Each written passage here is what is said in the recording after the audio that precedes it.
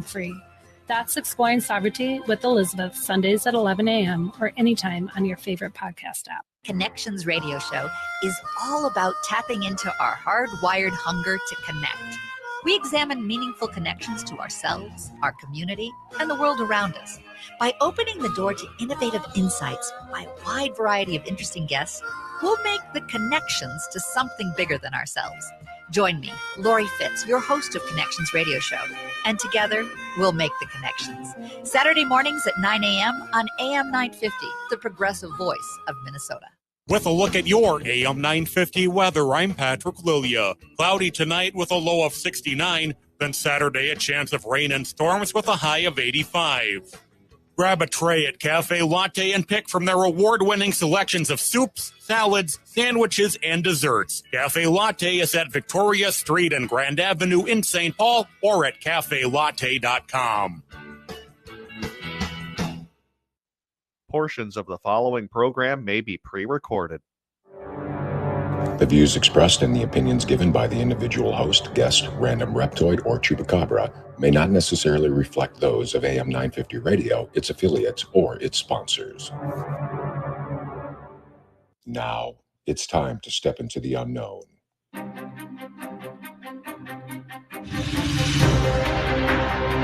There are things people experience but never talk about.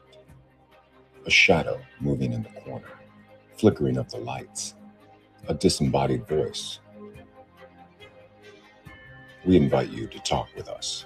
Share your story, share your experience, because this isn't just your story. This is our story.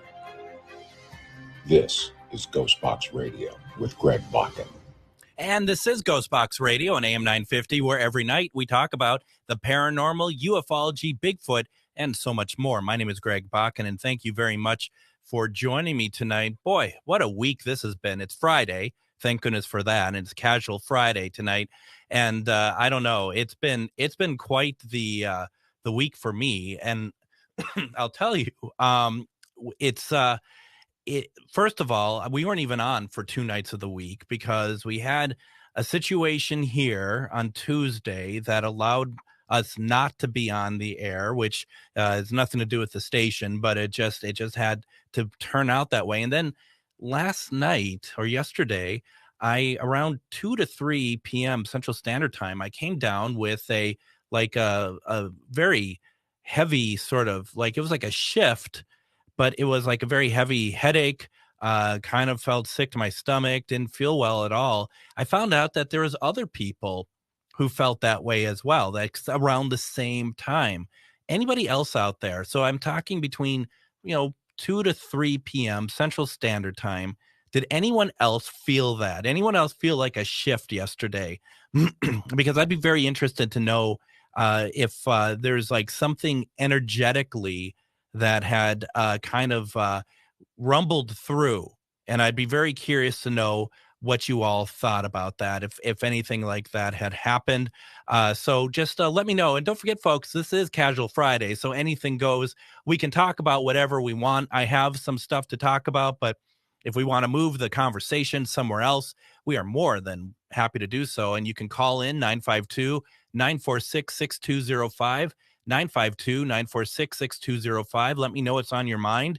Also, you can put your comments into the comment area of any of the Facebook Lives that you are watching this from right now, if you are watching a Facebook Live. And, of course, you can send me an email, comment@ghostboxradio.com. And, of course, in studio or at station tonight with me, I have Mr. Adam. How are you tonight? Doing pretty good. I've noticed the change in the station. There's no lineups anymore for the Taylor Swift Ant concert. All the tents have been put away, and I haven't actually seen any ants tonight so far, which is nice. Well, I did on Wednesday, and they did have them put away on Wednesday, but there was still a couple who refused to be evicted. They were looking for those post-sale ticket masters. They were hoping that they'd get deals on the vendors who didn't want to bring the T-shirts back with them, that maybe they get a good deal on Taylor Swift T-shirts or something. I'm not quite sure. Now, a couple things here I wanted to ask you about, Adam, because I watched some stuff, and a friend of mine, a demonologist out in the East Coast, Brian, he had he had written to me, or not actually, it had nothing to do with me. I turned it into always stuff about me, Brian Taylor. But I saw on his Facebook feed a couple weeks ago a documentary that immediately got my interest. Okay. Have you ever heard of The Devil and Father Amort? No, I have not. So this is a documentary directed and presented by William Friedkin, who was the director of The Exorcist. Yeah. He had never seen, they make it sound like all of us have. He had never seen an exorcism, and he wanted to do so. He wanted to record it. He wanted to document it. And so back in 2017, he directs this documentary, The Devil and Father Amort. Do you know who Father Amort is by chance? Yes, I do know who that is, but I did not know they made a film about it. Right. And so for those who don't know, he was an exorcist in the Vatican, and they made a movie that came out this year, the Pope's Exorcist, with Russell Crowe. Yeah. And I didn't know about this documentary either until I saw Brian's post. It's a short documentary. It's it's about 69 minutes. You got to check it out.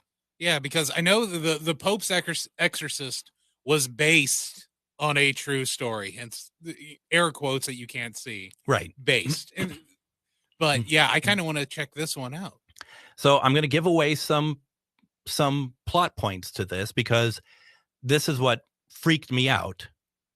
And, you might want to watch watch it and then sleep with the lights on again, sort of thing. My wife's really getting sick of the lights on. Yeah, well, so he goes because there's this woman named Christina who needs to be exorcised. She has been to multiple priests. She's been exorcised many times, and she has agreed to allow, first of all, Father Amort, which is thought to be the best person to do this. At that time, I think he's 91 years old. At the time of making the documentary, during the documentary, the filming of the documentary, he celebrates his birthday, and she allows William Friedkin to document it. And so they interview her beforehand, and she seems just fine. She's just like, I have something with me and I need to have it exercised. And I'm like, okay, well, this is where we're going to see that this sort of thing is much tamer than what is in the movies. Mm-hmm. So, okay.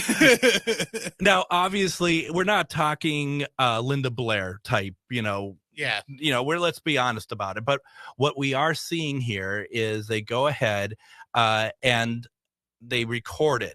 And as soon as Father Amort starts to do prayer and stuff, and they have to immediately contain her. I can see that you're enjoying this already. Okay. She starts screaming. Ooh, okay. There's more than one voice in those screams. Oh, Lord. That's kind of what I was thinking, where I'm getting like kind of freaked out already over here about it. And I was just like, maybe it's just how she screams. I mean, for those tuning in, they're probably just like, what are they talking about? We're talking about exorcism. But it's more than one voice. So it's kind of like one of the Tibetan throat singers, but with someone who is in the throes of an exorcism. Right. And so, holy cow. So there's another priest that's containing her and her boyfriend. And at the end of it, once they actually had to contain her again because they're doing blessings on her parents. And when Father Amort did it on her mother, she got even more violent. Like, it was even worse, much more like profound. And you're watching this on screen, and it stops on a still screen with her boyfriend looking at the camera while holding her back. Mhm.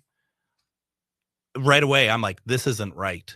That look on his face, what is going on there? And where can you get this? I got this off of Amazon. Uh, I had to rent it. okay, that's well worth it. It's well worth it. So I'm going to tell you a little bit more. And like, I'm not trying to ruin it for anyone, but in a way, I feel like I have to talk about it to somebody. And Joanne Stewart in the chat, she's like, nope. So they reach out to Christina. William Friedkin reaches out to her again, and he's like, I'd like to interview you. You'll have to watch because there's some sort of mix up as to where they're supposed to meet for an interview, but instead they go into a church, which is like, my first thing is, what are you doing? Mm-hmm. So they go into a church. It's just, I think, William Friedkin, another production person with him, Christina and her boyfriend.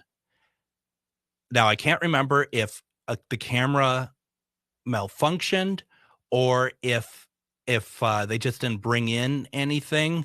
They must have brought something. It must have malfunctioned, because what ended up happening in there is that there's no footage of it. You just got to take his word for it, which I don't see why I wouldn't. She goes ballistic, and they can't control her. But then it's also not just her, it's her boyfriend. He also starts going a little. He is like, you give me the footage that you shot the other day, or we will kill you. Oh, wow. Yeah. I mean, I'm once again, I'm just like kind of goosebumping over here. Wow. That actually brings me to, like, I had a friend whose son would growl every time he went into a church. Yeah. Like, uncontrollably growl. That is not right. No, that's not. And that's the first thing that flashed in my mind was her telling me about her son when he was little would just growl. Yeah. So, I mean, they clearly make it out of there, and without the footage, I mean, you just got to take it at face value that William Friedkin is being very honest about this exchange. But during it, when he's talking about it, they're playing her screams while he's talking about it, and you're like, oh gosh, this is pretty heavy stuff. Okay, so this is going to be a rent for Amazon coming up here probably this Sunday. Yeah, and this is where you do want to have the lights on. I will watch it during the day. Yeah, I mean, this is not a this is really good, but if you're not into this, and like I said, Joanne, she just wrote gone. Nope. It sounds like that she actually like left the broadcast, and I don't blame people, because this stuff is pretty heady, but this was a very very serious program, and he goes to a lot of like doctors as well, getting the opinion of what could this possibly be beyond like a possession, so he's trying to figure out if and he's playing back tapes of Christina. He's going through a lot of other reams. He's trying to find a reasonable explanation for it all, and it's pretty incredible. It's well worth the time if you're into that sort of thing. If you are not, steer clear. You know what? I would love to get Dr. Father Ken to view that and give his unbiased opinion. I can ask him what he thinks of that. I mean, because that, I mean, and with it being, and it was, that would make it Father Immort's final exorcism. That would have been his last one, because he died about a month or so after that. Because she was supposed to go back to him, and he died. And from there, I mean, that's one of the things I would love to hear Father Ken be like. So if the priest from the exorcisms die, is there another one that they go to next? Or does the whole process start over again? I mean, you'd have to think it starts over to some degree, right? Because they have to get familiar with everything. And I think where they leave it is that Friedkin is like, we kept trying to reach out to Christina afterwards, and she never responded. Oh my. Yeah, I do want to peep this out. Yeah, it's well worth the view. Thank you, Brian, for for posting about it. He's a demonologist out in the East Coast, and he definitely is a study of that subject, and he loves collecting the books and loves watching the stuff. And I find I don't even remember seeing the other Exorcist films, but the original still is just jaw dropping. There's nothing like it. No, still to this day in 2023, it holds up for any audience, whether you are believing the paranormal or if you're just looking for a fright. Totally.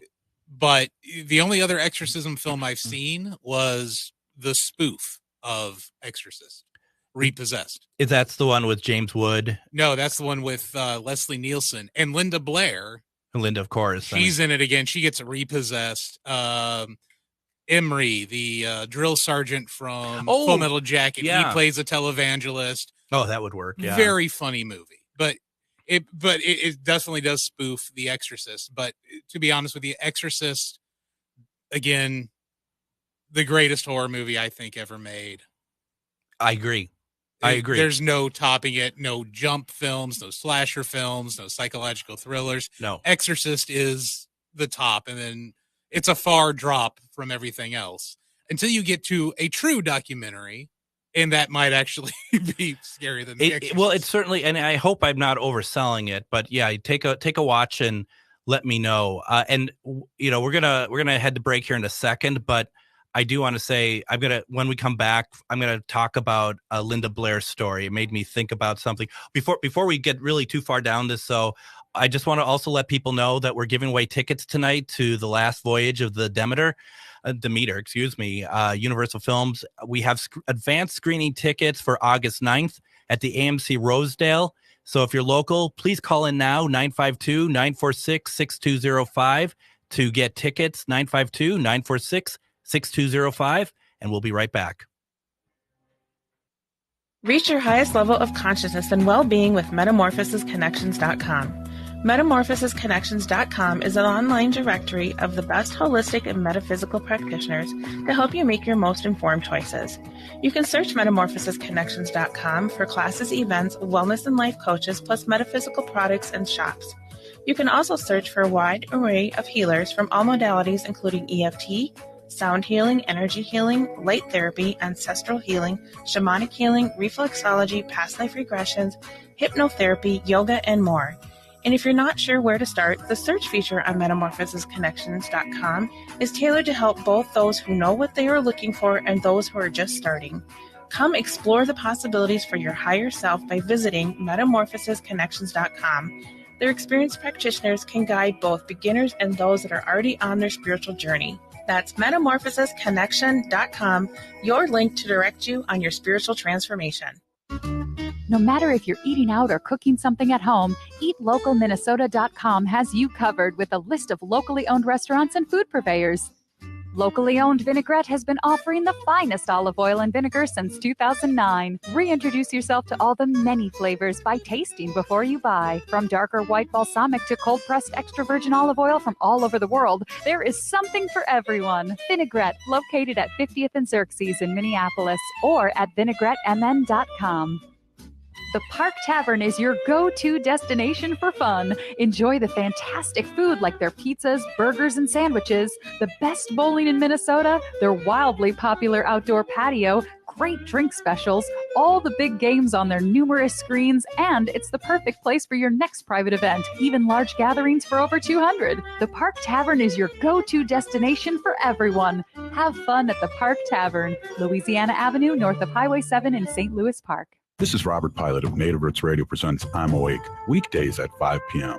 On our show, you'll hear about Native issues like treaties, protecting Mother Earth, and holding our elected officials accountable. Weekly correspondents like Dr. Stately, State Senator Mary Kunesh, Robert Lilligren, and Bob Blake update us with the latest news from Turtle Island.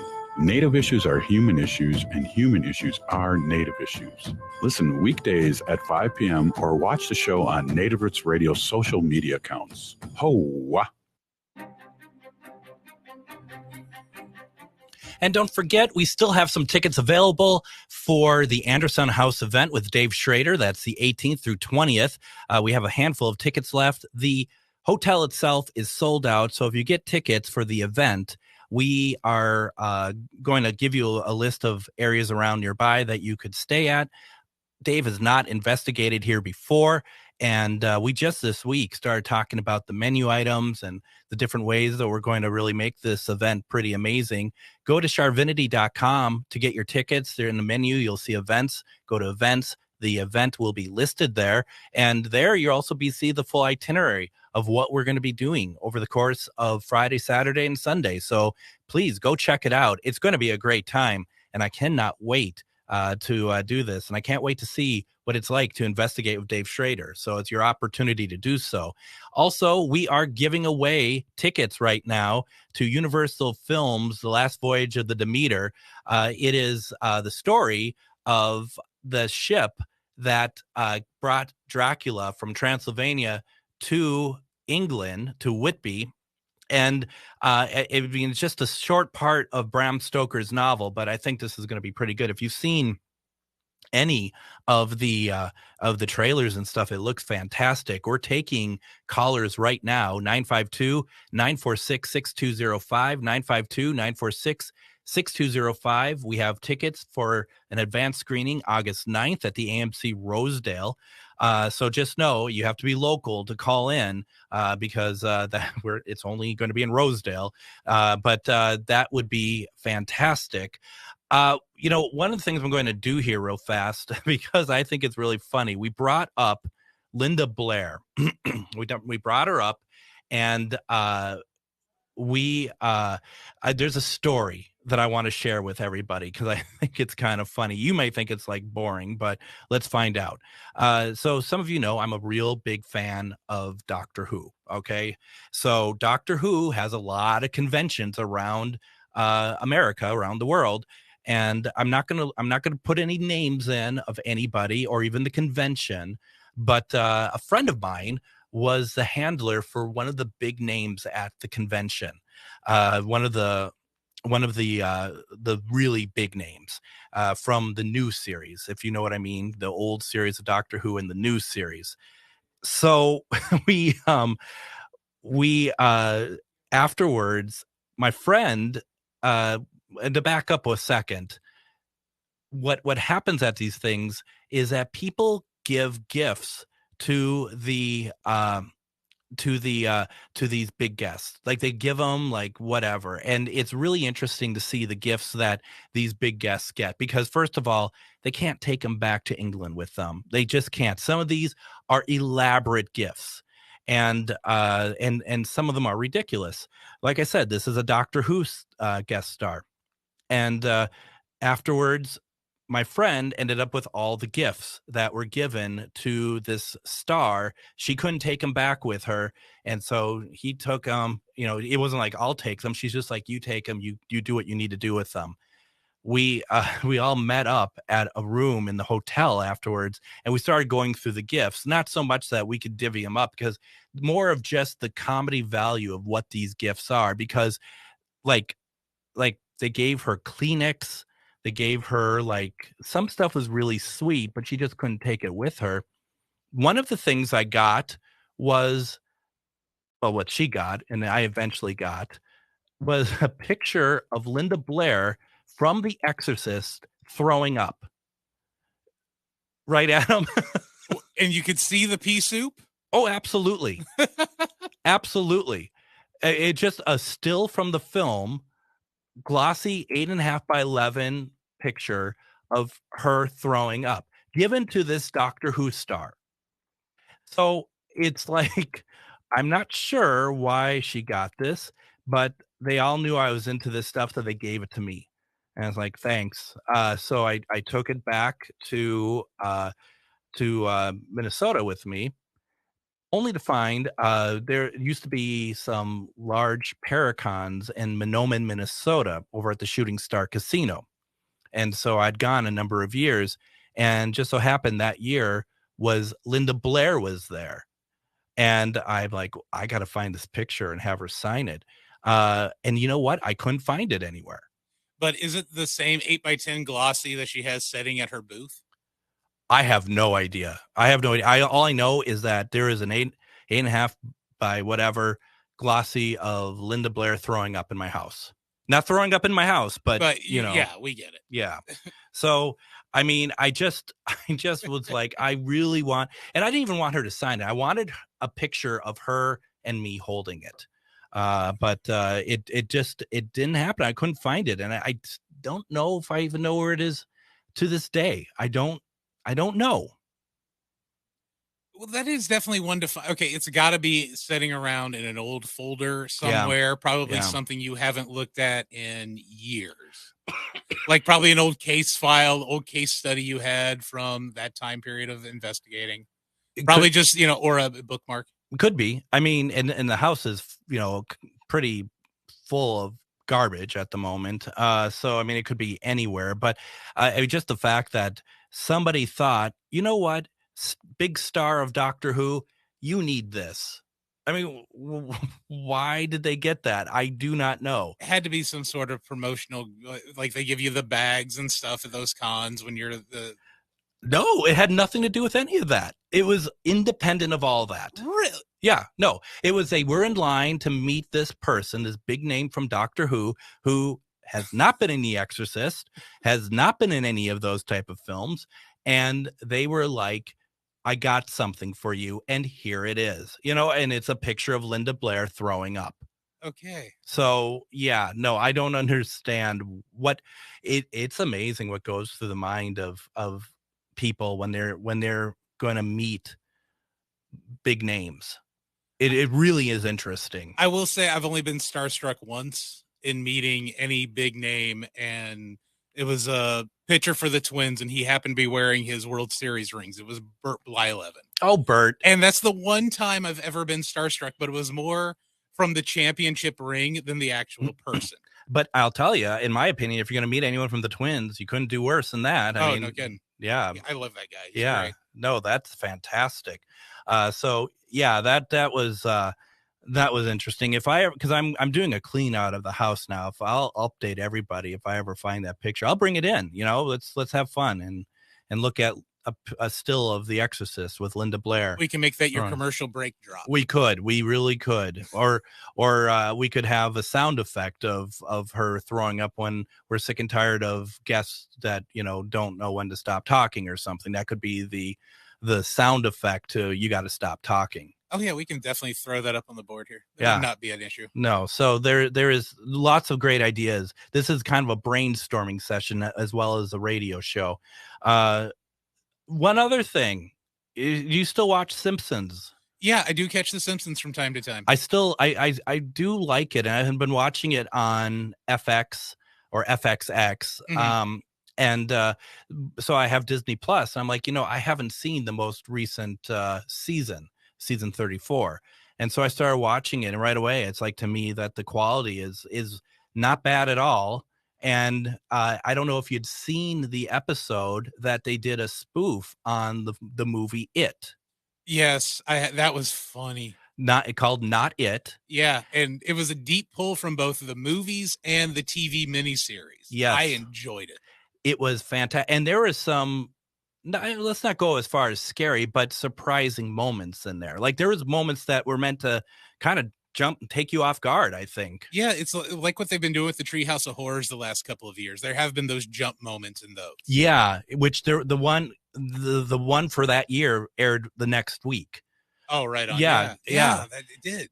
And so the Not It one obviously is Krusty the Clown as the clown, but boy, they make him look pretty sinister in that. Okay, there is a shot in that episode that it's like the original It when Georgie's gets brought into the drain, where Krusty's head is in the drain. Yes. And oh my goodness, I honestly, I think that would be just a cool piece of wall art for any Halloween decor. I posted that still on my Facebook page this week when it moved me, for lack of a better term, enough to post about it, see if anyone else had seen it. Because I just find that so many people dog on the series these days. And when I'm watching it, there's at least one laugh out loud moment in every episode for me. But I just think that the quality of the series is much better than people give it credit for. It is. The writing isn't like it was well back, but Right. the character development over the past 5-6 seasons, because they have introduced some new characters, has actually been pretty good. Yeah, it has. It certainly has. And so Krusty looks incredible in it. And then the following week is the Treehouse of Horror. And the first one in it is something that takes over Marge, that she needs to kill Maggie. Mm-hmm. That is freaky. It is because it's so against what you see from the series of what Marge is to Maggie, that it actually made me not squeamish. Let's not get carried away, but it just like, I don't want to see this. No, but that was the first Treehouse of Horror where Marge's character did a complete 180. It is, yeah. From her normal bit, because it truly is. Yeah, she's been the vampire before. Yeah, she hooked up with the alien because that's where Maggie is actually from. Yeah. But every Treehouse of Horror, she is still the Rock of the Simpson family, but not Treehouse 34. No. That's the best Marge in any of those I think they've ever had. It truly was. So definitely for those of you who are just like, I haven't watched in a while. If you have Hulu, Disney Plus, they're streaming on there. Season 34, the It version is called Not It, and it covers both chapters of the films within one episode. And then you have the Treehouse of Horror after that the following week. Really good stuff. Is it sad, though, when it comes to It, I do like that original from like 1990, 94, somewhere around there, better than the two full featured flicks. Oh, yeah, absolutely. I mean, yeah, no. And it's kind of my way of also of like, have you ever seen Salem's Lot from 1979? Yes, I absolutely love that movie. I remember sneaking out to watching my mom and her boyfriend. They had rented the video, and I snuck out of my bedroom. My mom's boyfriend at the time, a guy named Marty, noticed me, and he's like, well, come on and let's watch it. And my mom's like, he can't watch this. And Marty's like, no, sit down and watch it. And then my next movie I peeped out after that was like The Lost Boys. And then that started me going down the horror movie trek, if you will. Sure. Was Children of the Corn. Well, and so Salem's Lot was, for those of you who may not know, the original film was actually a miniseries on CBS. It aired 2 consecutive Fridays in 1979. So I was 4, and I don't know why I was allowed to watch this, but the cliffhanger to the first part is like burnt into my brain. It's watching it now, I still think it's very scary. I still think it's like one of the best, definitely one of the best television horror films of all time. Like it should have been a theatrical release like it was in the UK. But what it could work with, I watched it a couple years ago again. It could work with some tighter editing. Like each scene lingers for a little bit too long. You could just tighten it up a little bit, but otherwise the makeup is amazing. Everything it's frightening. It is very, very atmospheric. Jerusalem's Lot, which becomes Salem's Lot, is very well handled in the film, even though it was shot in LA, or not LA, but California. Now they're coming out with a new one, and immediately my first thought is, well, it's never going to be as good as the 1979 one. But I've heard from people who seen stuff about it, says that it looks pretty good. I haven't heard anything about the remake, but yeah, I would love to actually peep that one out, because Salem's Lot, all of those late 70s, early 80s, and then there was like this big lull. Yeah. And then in the early 90s, you got into more horror films instead of like the slasher style films. And it is the stuff like Salem's Lot, Children of the Corn, It, The Stand. Those are the ones that I absolutely love. Yeah. Well, and I think it's no coincidence that you're talking, at least 2 of those you're talking about are Stephen King. And like, it seems like Stephen King plays out better, like his work plays out better on television for certain stories when they're allowed to breathe a little bit more, because it for television was also like 2 parts, wasn't it? It was a mini series as well. Yeah, I think that was a mini series. The first half was them as children, Yeah. and then the second half was them as adults. And when I watched it, well, I shouldn't say watched it by choice. My Aunt Beth was a huge Stephen King fan, so that's why I saw it and The Stand and Sure. Langoliers and all of those. But I remember duct taping my cousin, me and my best friend, duct taping him to a chair and making him watch that while we had to babysit him one day. And to this day, my cousin Brandon is still petrified of clowns. Right. Yeah. Well done. But hey, that's what a loving cousin does. Yeah, right. Exactly. That's how that works. Well, especially clowns like that. Now, I haven't seen chapter 2 of the film, the recent film version of it. I got the 4K release of it. I just never got around to it. Was watching it. I watched the first part with an ex-girlfriend, and then we broke up, and I just never gone around to watch the second part. But I mean, I enjoyed the first part of the more recent one. I thought that was pretty good. My 14-year-old has said that It Part 1 is better than It Part 2. I could see that. I mean, there's something just more interesting about children facing that sort of fear, you know, and I think that when you're going up against something like Pennywise, I think it's much more interesting to see how children deal with that. But it's also, I mean, since the second film is the same with the miniseries, that the children are now grown up. I mean, it's like, what have they dealt with their entire life? Yeah, because if you remember, there's the one who ends up killing himself. Yeah. Like right away, as soon as he gets the phone call that it is back. Yeah. And then you have the little girl, and I'm blanking on the characters' names. I apologize. Me too. She had a rough childhood to begin with. Then Space Clown Spider shows up, ruins more of her childhood. And then she even is having a rough, adult life too. Yeah. When Space Clown shows back up. Absolutely. And that's the character you always end up feeling for. And like I said, I apologize. The characters' names escape me right now.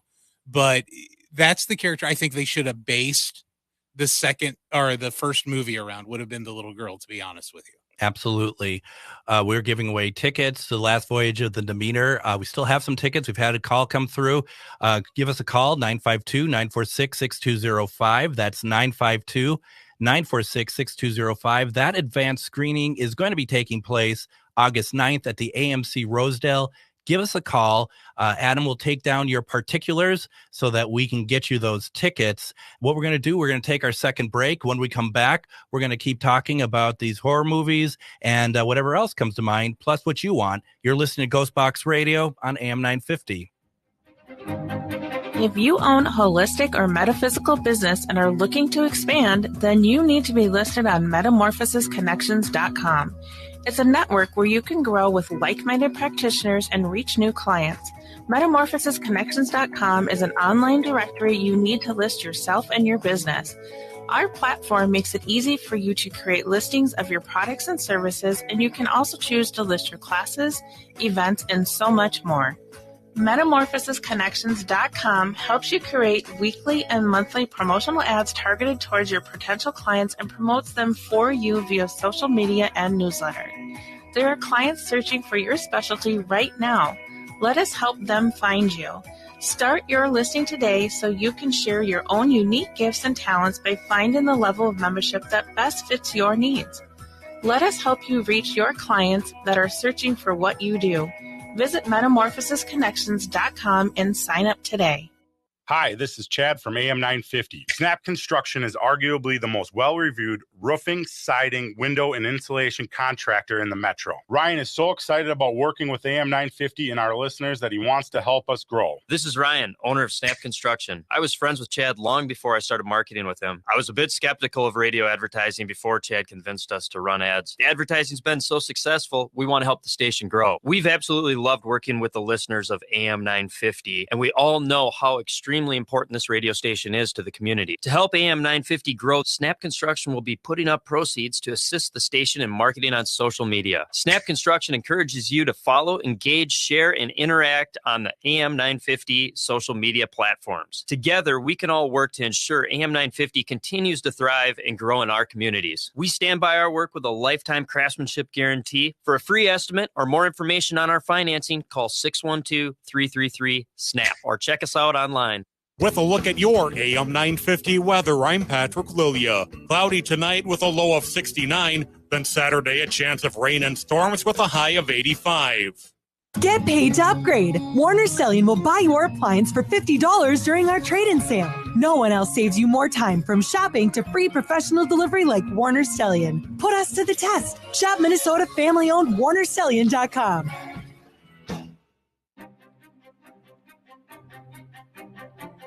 And join us Monday as we're going to have on Tom Maurer, who is the state director for MUFON. We're going to be talking about all things UFO related. We'll probably talk about that congressional hearing. I really want to talk quite a bit, actually, about their methodology for the research that they do, especially if they're getting calls in from people like us who are talking about sightings or talking about some kind of interaction. I'm very curious to kind of get a firsthand account of what that is like. So that's going to be Monday with Mr. Tom Maurer. I'm really looking forward to that. I am very glad that he agreed to take part in that. And we still have tickets left, folks, for the last voyage of the Demeter, Universal Films. We have advanced screening tickets for August 9th at the AMC Rosedale. You have a chance to get tickets, and one pass is for two people. You can call us right now, 952-946-6205. If you'd like to win a pair of tickets, that's 952-946-6205. And definitely, I think it's going to be great. So please give us a call if you'd like to go see that.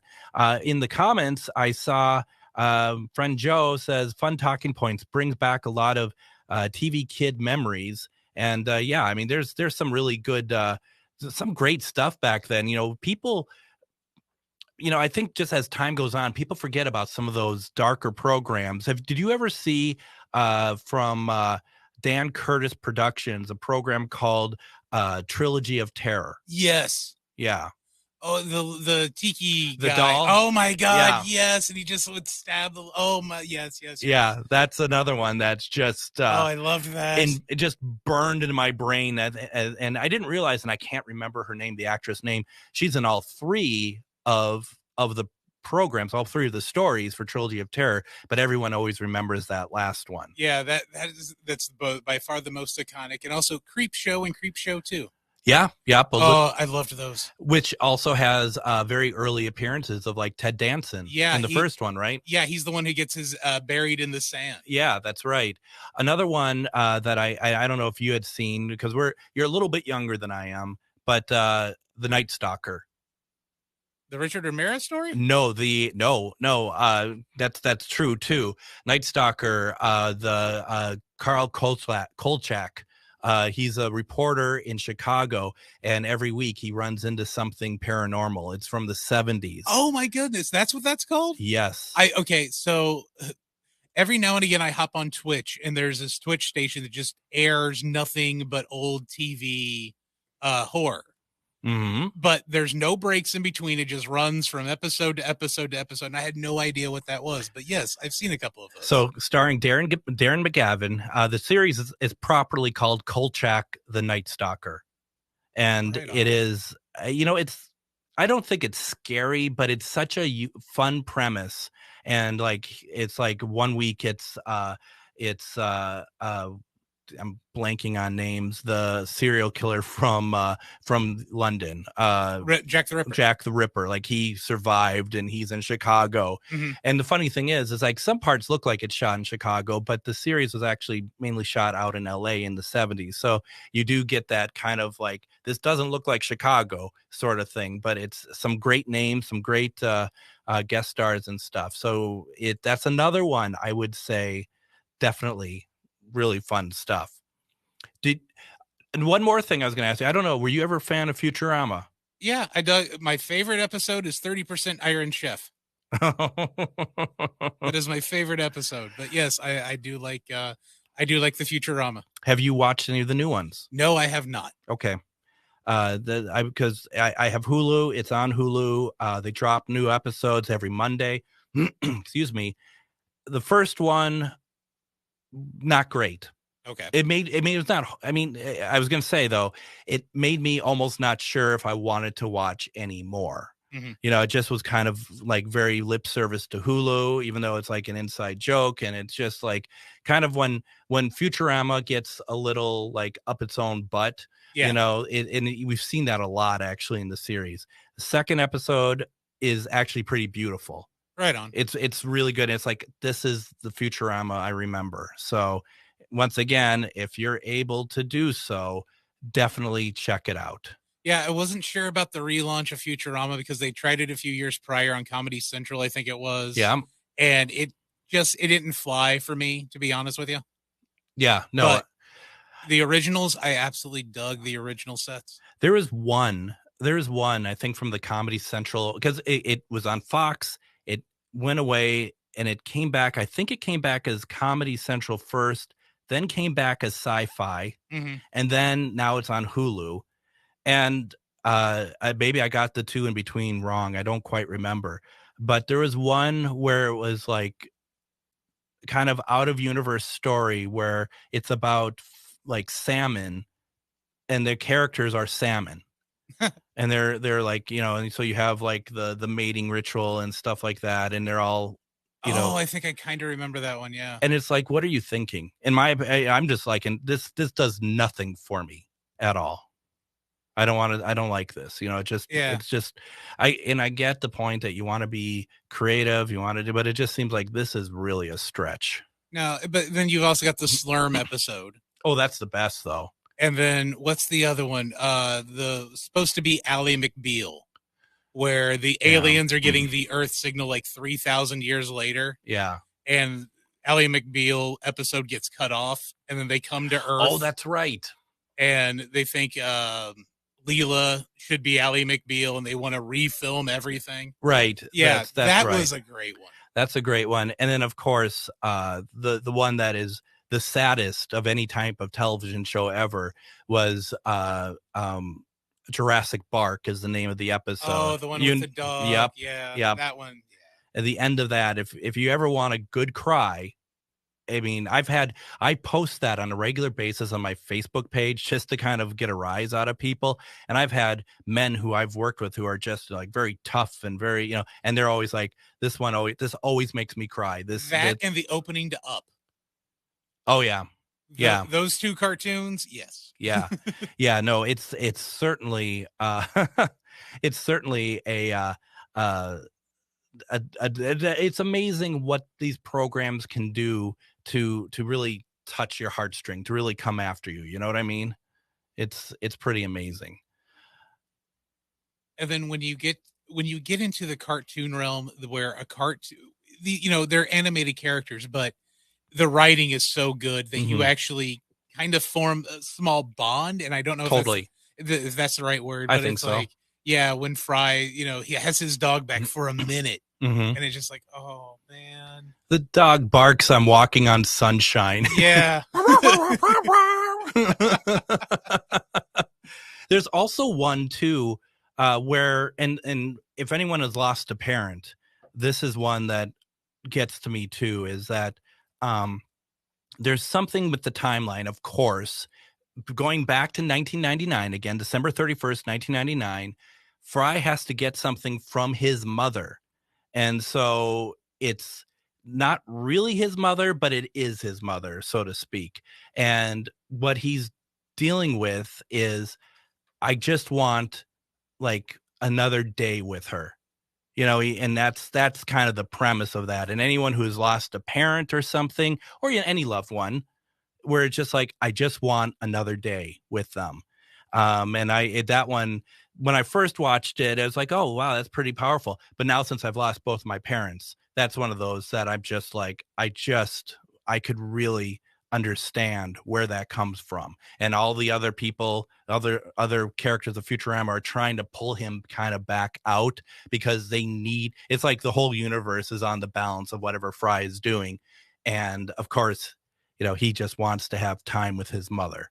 Yeah, that is one of the tougher ones. Yeah, but but overall, it is a good episode. It's a great episode, and those sort of things where you just can have those moments and relate, like you said, with an animated character. That's pretty incredible, actually, when you think about it. That you're just like, oh, I get you, I understand you, Fry. Of all people, I understand you. Fry's the easiest one to understand out of that group,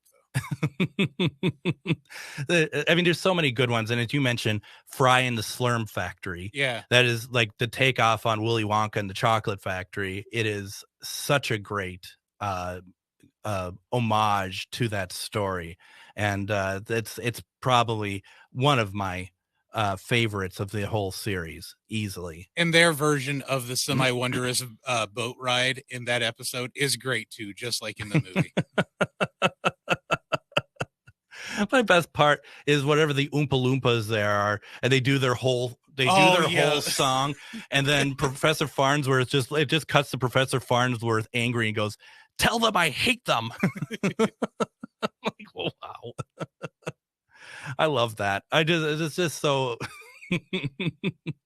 it's a great program, and it's not funny, but the thing about it is that it's very, when it's really well written, it's very well written.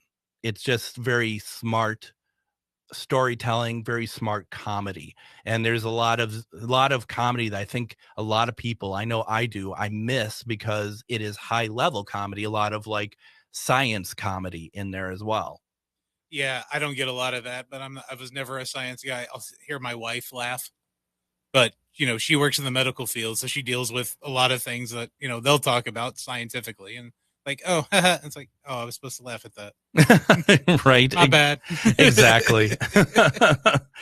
We are still giving away tickets to The Last Voyage of the Demeter for a advanced screening August 9th at the AMC Rosedale. Feel free to call in if you would like tickets, 952-946-6205.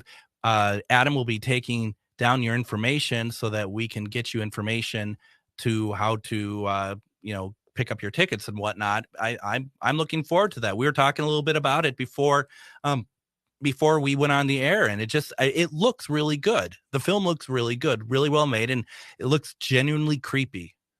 It does, and it doesn't look like it's going so much for the gore or jump up type of scare like Meg 2, which is out in theaters right now, is doing. Yeah. This one, it's, to me, it looks kind of cool because I only read the abridged Bram Stoker's Dracula, and it does kind of glaze over the boat ride when you read the abridged version. And then, of course, I watched the Coppola flick, and I've always kind of wanted to know, it's like, they get to the port and it's like the boat is empty. There's just a coffin with dirt in it. And what's his face? Renfield. Yeah, in Renfield. Yeah. And it's just like, okay, well, what happened? But I never got around to reading the full book, just the abridged in high school. So this I'm really excited to see, because also I'm too lazy to go out and buy the unabridged version.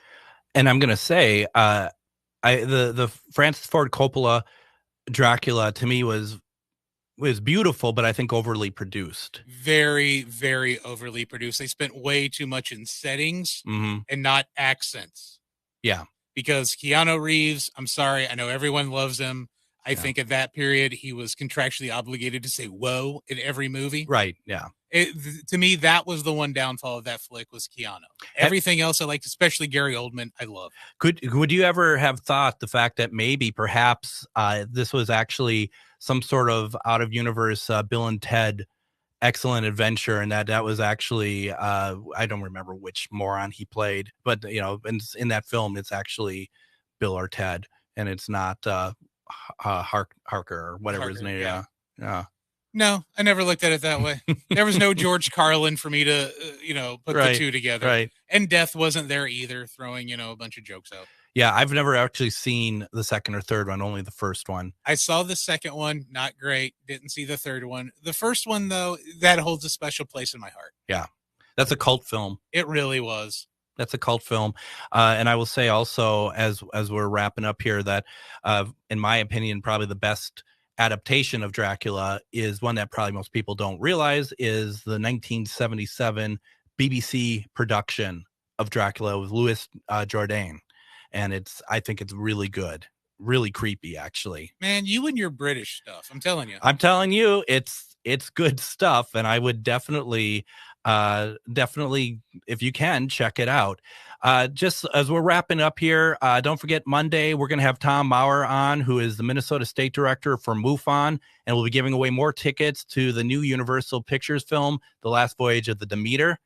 Please make sure to visit ghostboxradio.com to find past episodes of our radio shows, and like us over on Facebook at Ghostbox Radio with Greg Bakken. Also, please leave a review if you listen to us on any of the podcast platforms. I'd really appreciate it. And you can also send comments or feedback to comment at ghostboxradio.com. That also includes if there is any guests or anything or topics you want us to cover. Don't forget to check out Best of Ghostbox Radio, airing Saturdays at 8 p.m. and Sundays at 4 p.m. on AM 950. And finally, whether you're chasing spirits or just drinking them tonight, please be careful out there. And we're going to see you Monday as we talk about MUFON. Everybody have a great weekend. Adam, thank you so much for everything. Thank you, man. And we will see you all Monday. Have a safe weekend.